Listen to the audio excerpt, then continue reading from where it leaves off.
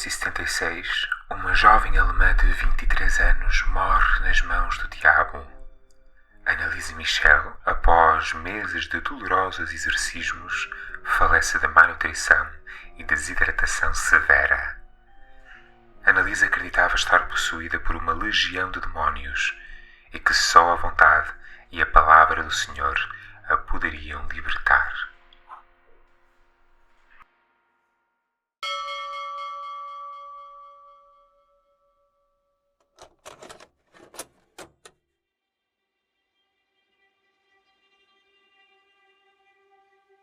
Proponho-vos uma cosmogonia, um início de todas as coisas. Incriado supomos o zero, numa das suas acepções gregas, o caos, não a desordem, conotação posterior que se fossilizou na nossa língua, mas o vazio, não de inexistência, mas antes o infinito, o abissal, uma iante abertura sem princípio nem fim, encontrando-se assim além da nossa compreensão humana. Depois, o zero torna-se fecundo com o a semente de tudo o que viria a ser, a massa confusa dos latinos. Informe, incapaz de se conhecer pela divisão das partes contrastantes, os pares opostos, frio-calor, norte-sul, passado-futuro, sujeito-objeto, que neste primeiro momento são um só. Segue-se a primeira grande cisão, a fenda primordial, e dela resultou a dualidade. O dividiu-se em dois. Surgem assim as forças paralelas e contrárias. A luz separa-se da escuridão, o bem do mal. Chegamos, então, à aparição da oposição. Esta, na minha humilde opinião, seria a primeiríssima definição que prefigura o diabo, amorfo e sem um nome próprio, a força motriz contrária, adversária, oposta a algo ou a alguém.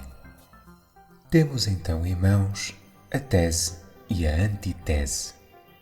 Avancemos até a antiguidade pagã, focando-nos por proximidade cultural na mitologia grega, procurando saber se por lá ele já caminhava. Vamos definir alguns conceitos essenciais para melhor compreender a diferença entre a nossa visão moderna e a mundivisão antiga. No ano 2024 do vosso Senhor, demónio é um ser interpretado como um espírito inteiramente maléfico, propício a e até sedento de malefícios. No entanto, na antiguidade pagã, no seu sentido mais lato, um daimon, palavra original grega, era mais comumente um ser sobrenatural, intermédio e intermediário entre o mundo dos imortais deuses e dos seres humanos. Um daimon podia agir de livre vontade para o bem ou para o mal, ajudando ou estorvando o pobre ser humano que lhe cruzava o caminho. Um ser, entendamos, de caráter muito mais ambíguo que o atual e coloquial demónio. No contexto grego, demoníaco, então, não representava uma dicotomia ontologicamente distinta, o puro bem contra o impuro mal, um anjo benfeitor versus um demónio malfazejo. A trama do drama resultava, mais comumente, de uma contenda de poderes, um conflito de interesses, orgulhos e egos. A transgressão era o ato demoníaco. A ofensa, a traição, a desobediência e a detestável ubris eram o pecado, o ato a ser retificado e castigado. Mas no panteão grego dificilmente encontraríamos alguém à guisa de Satanás, o príncipe das trevas. Não nos esqueçamos que os próprios deuses olímpicos podiam ser assustadoramente perversos e vingativos, como também piedosamente benevolentes e benfeitores.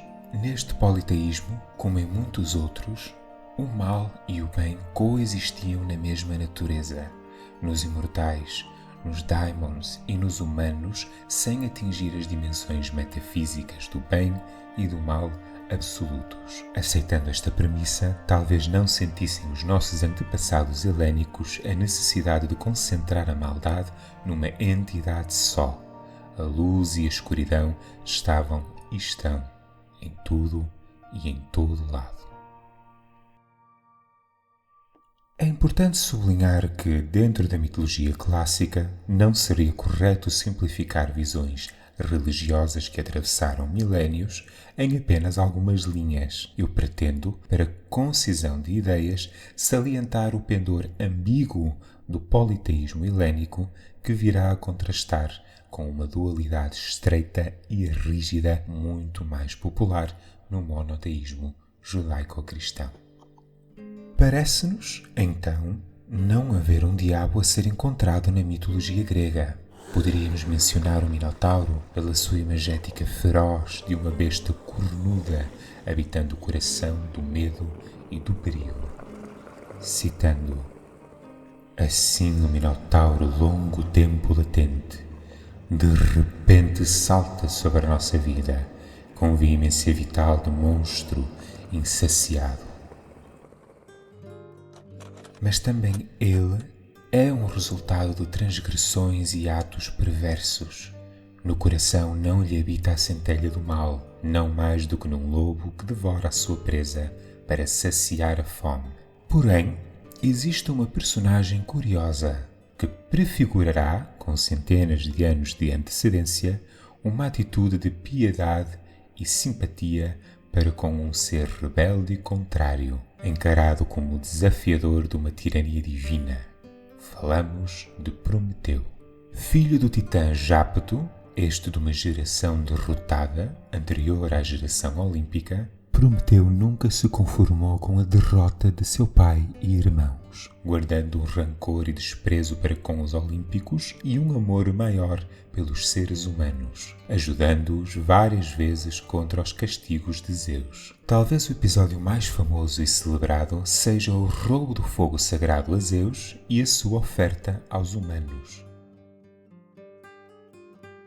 Zeus, o deus rei, iracundo com Prometeu, condenou-o a ser acorrentado no Cáucaso e a ter o seu fígado devorado todos os dias. Este mito propicia várias interpretações. Por um lado, Prometeu é uma figura satânica. Sim, talvez a primeira propriamente dita. Na Teogonia de Isídoe, Prometeu, um ser de casta divina, vinculado a relações humanas, que de livre vontade rebela-se contra a ordem imposta, é visto como um desafiador das vontades do Deus regente e, assim, assume o papel de opositor e adversário. Prefigura a força diabólica que contradiz as leis, contudo, notavelmente, ajudando a humanidade ou interferindo nela, dependendo da perspectiva. Ele confere o conhecimento e progresso aos humanos, o que espelha curiosamente a serpente no jardim do Éden, que incita à descoberta do bem e do mal e dá início ao tempo e ao progresso da civilização.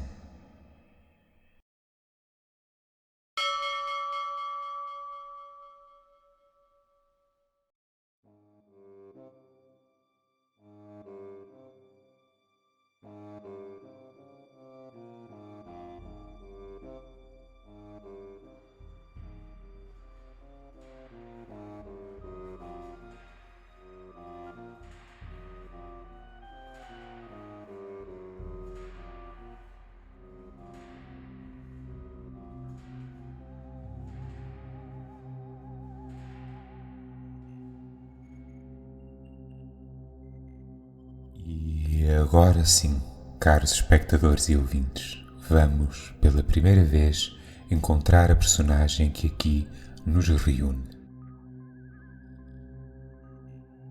Citando José F. Durán Velasco, a evolução da religião israelita foi longa e muito complexa. Ainda que o judaísmo rabínico posterior à destruição do Segundo Templo insistisse na sua perfeita continuidade, Desde a teofania no Monte Sinai até hoje, essa ideia teológica não tem sentido para um historiador profano. E como profanos, temos de considerar que da religião israelita ao judaísmo clássico até ao cristianismo houve uma longa transição de culto, do politeísmo à monolatria e finalmente ao monoteísmo. A questão do mal também foi evoluindo incessantemente, tomando novas formas, fazendo-se de século em século novas conjecturas sobre a sua existência e a sua ação no cosmos. Quando chegamos ao monoteísmo, deparamo-nos com uma questão inquietante, principalmente para as sensibilidades modernas, sobre a origem do mal e do seu poder. No judaísmo clássico, configurado a partir da destruição do Segundo Templo, encontramos uma rejeição do conceito de anjos caídos, antes amplamente aceite. A omnipotência divina, no monoteísmo absoluto, não admite nem permite um anti-Deus, ou diríamos, um adversário e opositor de casta divina. Satã, no judaísmo, é um anjo pertencente à corte celeste do Deus único e que age em plena conformidade com os desígnios do Senhor. Não tropeça, nem cai, nem peca. Se inflige sofrimento e causa dúvida, é com a permissão do Deus Pai, elemento fundamental que nos tempos modernos é frequentemente esquecido. Satã só age com o aval de Deus. E bom, aceitar que o nosso Pai Criador, o Deus bom, consente com malfeitorias diabólicas é, no mínimo, desconcertante, e várias serão as soluções propostas para nos acalmar face a um progenitor tão ríspido, tão insensível e cruel. A palavra Satã é usada nos textos sagrados judeus do Tanakh e o seu significado em hebreu traduz-se como o acusador, o inimigo, o adversário, e podia ser usado como descrição de quem apresentasse essas características, sem qualquer conotação demoníaca. Como tentador danoso, aparece pela primeira vez nas Crônicas, capítulo 21, versículo 1, quando incita David a fazer um censo a Israel. Mas, como entidade própria, definida e cometendo ações que nos parecem tristemente cruéis, só se revela no famosíssimo livro de Jó. Jó era um homem rico, honroso, fiel e temente a Deus. Possuía 7 filhos e 3 filhas. Certo dia, os anjos apresentaram-se perante Deus Todo-Poderoso, e com eles veio mais um anjo. Satanás, o opositor. Deus lisonjeia-se com Jó, seu servo, tão bondoso e fiel. Mas Satanás advoga que essa bondade e submissão resulta de todas as coisas boas que Deus lhe deu. Se Deus lhe ferir, Jó rejeitará o seu Senhor e a sua glória. Deus Todo-Poderoso, receoso, quiçá, de um falso amor, fala a Satanás. Tudo o que é dele está nas tuas mãos, mas a ele não lhe podes tocar. O pobre Jó perde todas as suas alegrias e grandezas. Dos filhos aos rebanhos, dilacerado pelo sofrimento, exortou aos céus, mas a Deus guardou a sua fidelidade. Satanás apresenta-se novamente diante do Senhor e advoga, pele por pele. Um homem dará tudo o que tem pela sua vida. Deus Pai permite que Satanás inflija sobre o corpo de Jó terríveis feridas que o cobrem por inteiro. Mas Jó não amaldiçoa Deus. Diz Jó: se recebemos o bem da mão de Deus, porque não havemos de receber também o mal? Jó sofre e lança palavras duras a Deus, mas não lhe trai a fidelidade. Satanás perde o caso. Aqui podemos avaliar que Satanás opera como um fiscal na corte celeste. Um anjo com a função de pôr à prova os seres humanos e avaliar a sua justeza. Pouca importância mais terá nos textos sagrados judaicos. Será na Bíblia cristã que o opositor se tornará o grande arqui-inimigo dos humanos e o rival supremo de Jesus. Quando a Bíblia foi traduzida para grego, Satã converteu-se em Diabolos, e nesta transladação de um idioma para o outro, a palavra adquiriu uma conotação mais negativa. Somam-se às qualidades já citadas do adversário as de caluniador, falseador e mentiroso. A demonologia cristã ir-se-á distinguir da judaica e islâmica ao conceber os anjos como seres celestes, mas falazes, propícios a errar. Os anjos cristãos são capazes de contrariar, sentir luxúria, desobedecer, rebelar-se e amotinar-se contra as forças de Deus. A leitura cristã do Apocalipse, o último livro da Bíblia, informará e fomentará também a imagem de um dragão ou besta terrorífica que causa razia na terra e nos céus, propulsor da maldade e da escuridão. Em Apocalipse capítulo 12, versículos 3-4, fala-se de um grande dragão que arrastou com a sua cauda 1/3 das estrelas do céu. Entenda-se, anjos réprobos. E em Apocalipse 12, versículos 7-9, também é mencionada uma grande batalha em que o citado dragão, com os seus anjos caídos, combate o arcanjo Miguel e a sua hoste angélica. Todas estas referências irão confluir com a ideia de Satanás, do diabo, mestre do mal, senhor das trevas, detentor da mentira. De facto, uma narrativa bíblica que, em origem, não apresentava relação com o diabo, será interpretada incutindo um teor demoníaco. Em Isaías, capítulo 14, versículos 12-15, surge-nos um nome latino, Lucifer, no texto usado como epíteto, citando: "Como caíste do céu, Lucifer, que brilhas pela manhã", aqui como referência ao planeta Vênus, a estrela mais brilhante no céu, portadora da luz, ou, em latim, Lucifer. Desta referência conseguimos construir um personagem mitológico que foi outrora um dos mais belos e luzentes anjos de Deus e que depois caiu por causa da sua ubris e foi expulso do lugar excelso e divino onde coabitava com o Senhor para as furnas escuras e tenebrosas da terra. Obtemos assim o tema essencial da queda, da insubordinação, da adversidade e da oposição ao Criador Rei, Regente último e supremo. Observamos também a origem dos seus 3 principais nomes católicos: Satã, hebraico, Diabo, grego, e Lucifer, latim.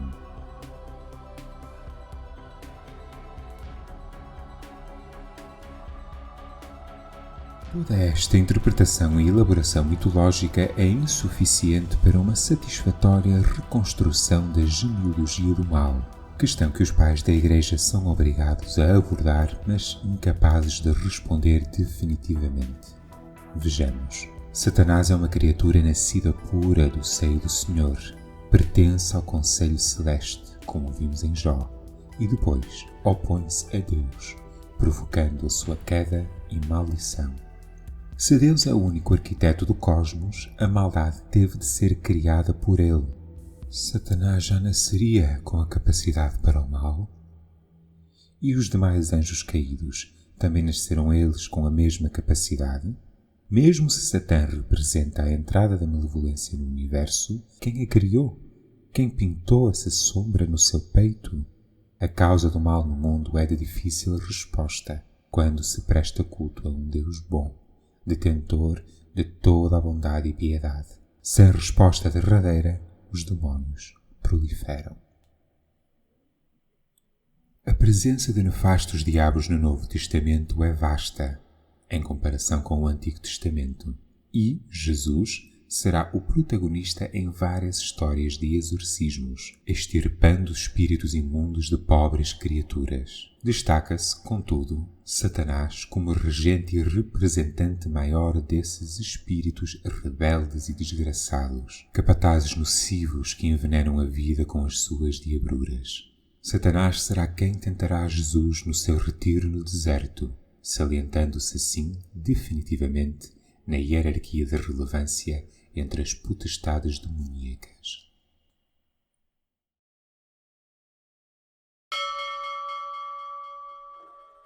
Percorremos já uma viagem pela criação do mundo, o surgimento da força negativa, de espíritos ambíguos, de espíritos malignos e do rei dos espíritos imundos. Encontramos então o diabo? Em parte, já lhe temos o nome, ou nomes, mas a sua caracterização é ainda vaga. Procurando mais respostas, seguiremos o caminho traçado por Robert Muschenbleg no seu livro Uma História do Diabo, séculos XII a XX.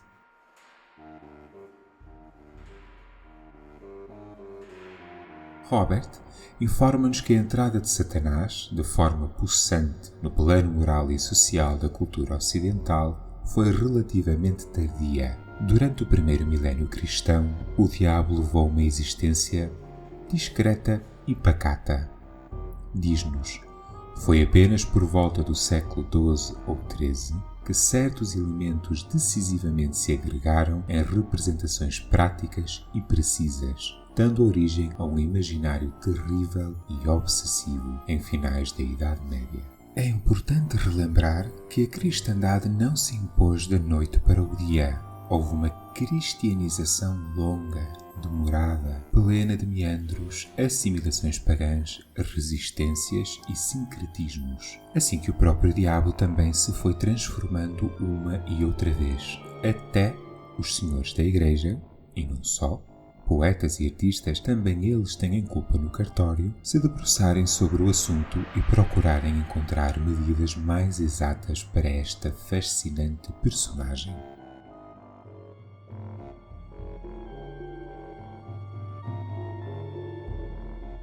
Nos inícios, os teólogos cristãos haviam-no definido intelectualmente como um arcanjo despromovido, uma espécie de ser voador, planando pelos ares em companhia de demónios mascarados. A fechar o primeiro milénio cristão, por exemplo, temos uma interessante, mas pouco estimulante descrição do diabo na voz do monge Roll Glaber, que afirmou tê-lo visto 3 vezes em toda a sua vida.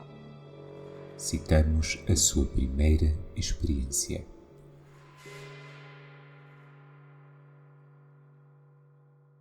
Uma noite, antes das matinas, vi surgir à minha frente, mesmo aos pés da minha cama, uma espécie de anão disforme.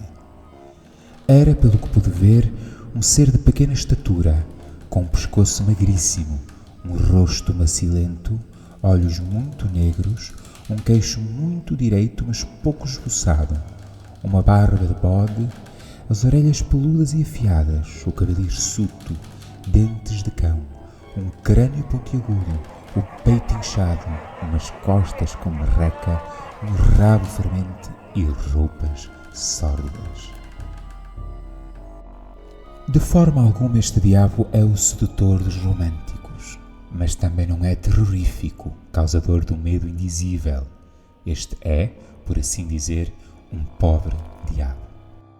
Ele parece ter traços amalgamados de tradições europeias antigas, diríamos folclóricas, em parte animalescos e em parte humanos, e evoca imagens de duendes, anões, trolls, pobres diabos, mais uma vez, que refletem o lado negativo ou oposto à pureza de uma vida monástica, neste caso em particular, mas que não detêm em si uma essência maléfica.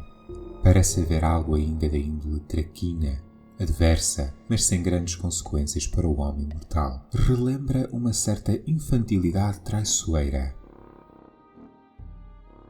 Lembremo-nos que até ao século XII o caráter e características do diabo não estavam propriamente estruturadas para oferecer uma imagem unívoca e coerente de um poderoso malfeitor.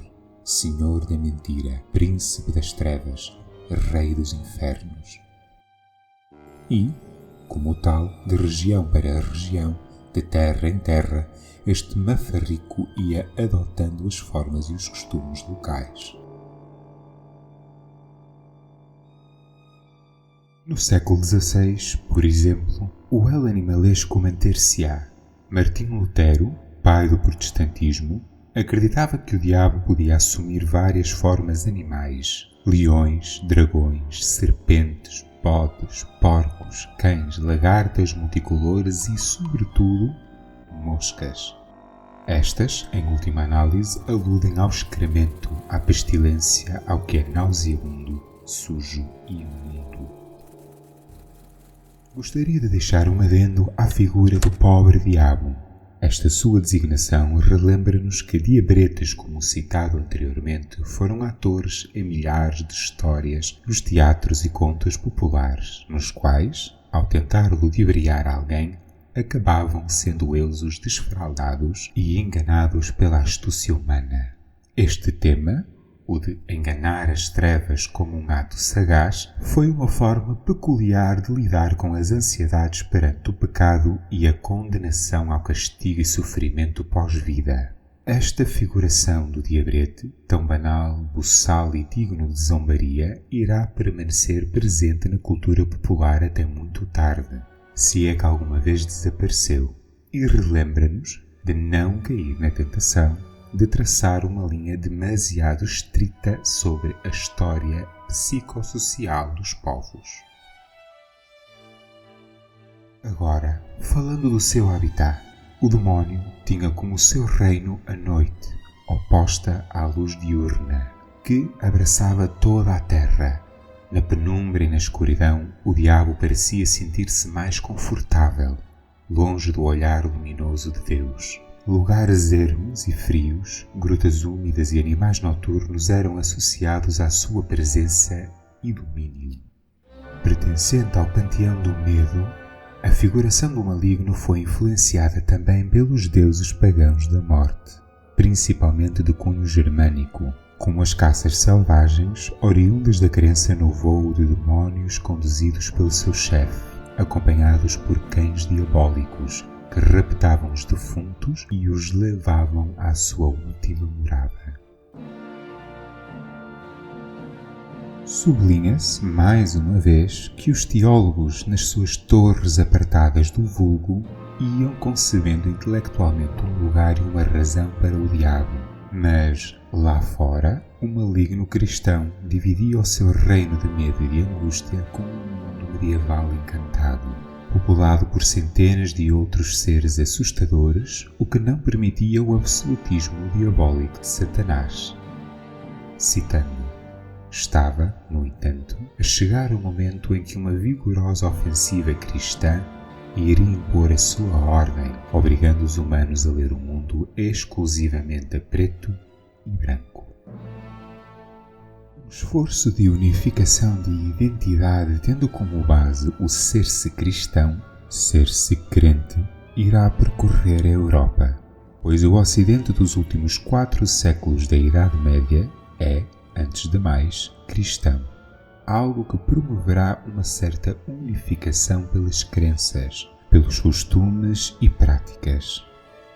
A luta contra os hereges, os párias, os infiéis e os estrangeiros ao abraço de Deus resultará numa dicotomia, nós contra eles, exacerbada pelas emergentes teorias sobre a soberania política centralizada e centralizadora. A mentalidade do grupo interior versus o grupo exterior criará um caminho para a unidade e um afastamento da pluralidade, e na unidade não há espaço para quem se difere. Nós contra eles, o bem contra o mal. Nesta contenda suprema e binária, Satanás poderá, finalmente, governar de cabeça erguida, possante, odioso, terrível e majestoso. Ergue-se um trono ao déspota do mundo, ao Senhor das trevas.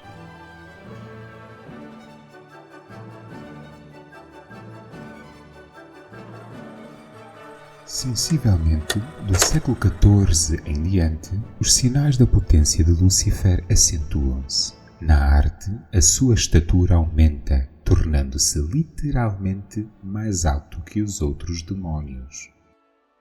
Aparece sempre sentado e, mais excepcionalmente, tem uma coroa na cabeça. Rei monstruoso de um inferno agitadíssimo e tortuoso.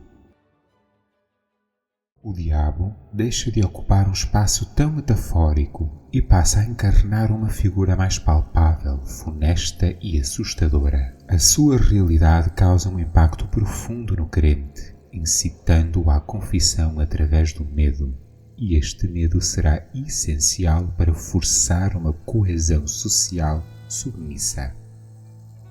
Deus e o diabo partilham um traço essencial.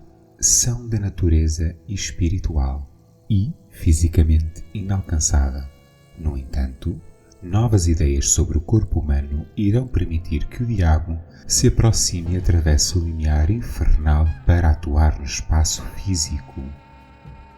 Joyce E. Salisbury indica no seu livro A Fera Interior que nos finais da Idade Média a visão do que separa os seres humanos dos animais se altera. Reconfigura-se uma associação entre o animal selvagem e a nossa animalidade interior.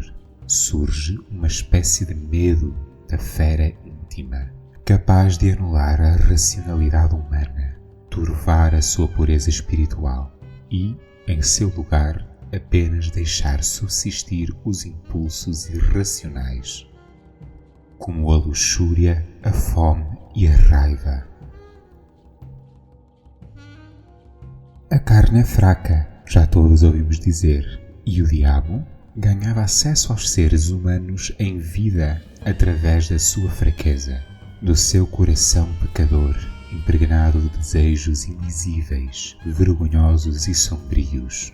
Satanás irá corroer a obra divina de dentro para fora, apodrecendo as suas raízes e envenenando os seus frutos. Esta visão de uma animalidade interior escondida irá confluir com o medo e condenação da bestialidade, dos actos sexuais contra a natura e desaguará na imagética perversa das missas negras, dos sabates, onde os iniciados, bruxos e bruxas, se juntam para pactuarem com o diabo. Este, muitas vezes, em forma animal, como um bode negro ou um gato, e cometerem atos da mais vil atrocidade, como o infanticídio, o canibalismo e quebrar tabus como o incesto e a sodomia, num perfeito deboche e escárnio da ordem e plano divinos. Bruxos e bruxas, sim, foram condenados à morte. Mas rapidamente a mulher assumiu o topo da hierarquia dos malfeitores. A misoginia gravada profundamente no tecido cultural ocidental inevitavelmente elevou a mulher à consorte por excelência do diabo, citando: a Bíblia, com efeito, estabelece uma relação e um paralelo entre a morte, o pecado, o diabo e Eva. É ela que os introduz a todos no mundo. A verdadeira caça às bruxas, associada erroneamente à Idade Média, mas mais precisamente iniciada na Idade Moderna, a partir do século XV, deflagra e ceifa a vida de milhares de inocentes. Estes processos de bruxaria eram, no século XVI, o alimento da demonologia. Eram a prova provada da presença demoníaca no mundo, e assim arrebatavam a batalha cósmica do bem contra o mal das esferas celestes para o centro, para o coração humano, onde Deus, santos e anjos combatiam o maligno. Cada pessoa era um campo de batalha, e cada ser humano era uma porta para a entrada de Satanás no mundo. No século XVII, o barroco, como um vórtice atraído pela fascinação das trevas, assistirá à irrupção do demónio no cerne do seu imaginário, com objetivos pedagógicos. François de Rosset, Jean-Pierre Camus entre outros escritores franceses, irão desenvolver uma cultura trágica e satânica na literatura que mostrará as vicissitudes horrendas e hediondas que pululam a banalidade do dia a dia. O castigo está sempre presente, a expiação do pecado é necessária e Deus age com o aguilhão de Satanás, executa a lei e pune os ímpios. Segue-se a Revolução Francesa e o século das luzes, e seria de esperar que o diabo tivesse o seu poder dissolvido face às pressões da razão, da ciência e da industrialização. Mas o maligno, tal como Deus, consegue se esconder nas fissuras do pensamento supersticioso, nas lacunas ainda não mapeadas pelo método científico. E agora, tendo passado por um processo de interiorização, habitando no nosso coração que lhe serve de trono, de pouco nos serve que a ciência o procure no mundo exterior.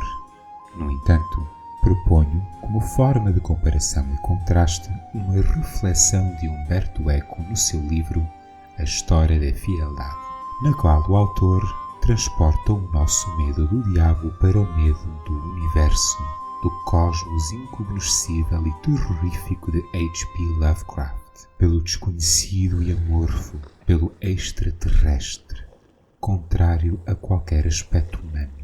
Citando: confirma uma tendência dos seres humanos para representar o que é odioso como um ser informe, fazendo sempre dele a última encarnação do diabo.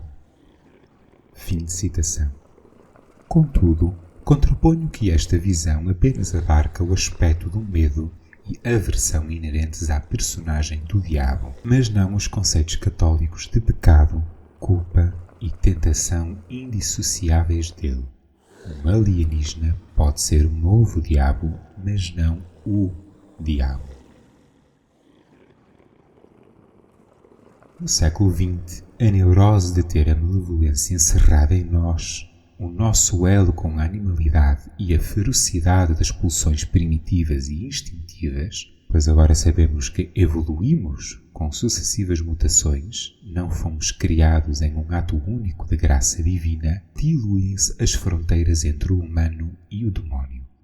O eterno desdobrar dos pensamentos na psicanálise, a multiplicação de interpretações, a consciência da subjetividade e relatividade inerente à existência, a descrença e o crescimento do pensamento secular faz de nós, literalmente, a última encarnação do diabo e, ou, talvez, do mal.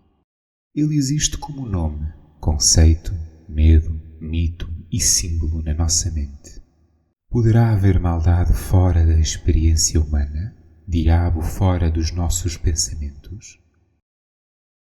O diabrete exterior, esse com as suas mil faces, facetas ou facécias, continuará presente na nossa cultura popular, como sempre foi, mas encerra-se cada vez mais na esfera literária e artística em geral, transformado em fantasma, ilusão, motivo ou emblema, assume cada vez mais um papel lúdico e simbólico. Voltamos a sublinhar que estas são interpretações generalizadoras de uma pluralidade de crenças do vasto Ocidente, de cada país, de cada nação, que dependendo da sua história religiosa e social, irá ter uma relação própria e particular com o demo, com as suas devidas matizes e nuances. Mas no campo de generalizações, Robert Muschamblad faz uma divisão a largos traços entre a Europa e os Estados Unidos, citando: temos, por um lado, os países de tradição protestante, principalmente os Estados Unidos, que continuam a temer o demónio escondido no corpo pecador, e, por outro, os países latinos, onde esse temor, se bem que real, não tem a mesma virulência nem a mesma acuidade. Fim de citação. Talvez, poderíamos propor, a velha Europa tenha tido mais tempo para exorcizar pelo fogo e pela catarse esse diabo de terror indizível e, agora, preocupa-se mais com a ambiguidade turva do espírito humano, arca de medos, segredos de pulsões terríveis, Satanás volta a tornar-se cada vez mais uma metáfora e a sua realidade vai se desvanecendo. Ele imperou num mundo dividido a preto e branco. Agora o mundo é visto com milhares de tons de cinza.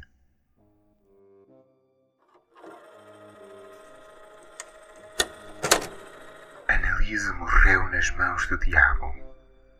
Ela havia experienciado graves distúrbios psiquiátricos desde os 16 anos de idade e depois de vários anos de tratamentos ineficazes, ela se recusou ao apoio médico e solicitou um exorcismo. Estaria o diabo na mente da pobre jovem. As graves consequências atribuídas ao ritual levaram à abertura de um processo criminal pelos promotores de justiça locais contra os pais de Annalise e os padres exorcistas, causando uma grande polémica em toda a Europa. Tanto os padres que realizaram o exorcismo quanto os pais de Michelle foram condenados por homicídio negligente, por terem renunciado ao tratamento médico. Terá o diabo ou a ideia do diabo infestado a mente de todos os envolvidos? Conjuraram eles um ser inexistente e fizeram dele uma realidade através de ações e orações. A mãe de Annalise alegou: Deus nos disse para exorcizar os demónios da minha filha. Eu não me arrependo da sua morte. Onde então está o diabo? Eu diria, como ateu, onde estiver Deus. Para muitos o diabo é inalcançável, como Deus. Para outros, o diabo está em todo lado, igual a Deus. Para outros ainda, no nosso coração, como Deus. Talvez ainda haja quem o sinta debaixo da terra, nessa escuridão abissal, e Deus lhe olhe lá do céu, desse abismo azul. Há também quem não acredite nele, e, para esses, também Deus já não existe. Ainda assim, enquanto o paradigma cristão dominar as nações ao Ocidente, ele continuará vivo, pois o diabo somos nós. E tu? És tu o diabo? Deixa um comentário e diz de tua justiça. Pode ser que eu acredite. Aproveita para deixar um gosto e inscreve-te no canal.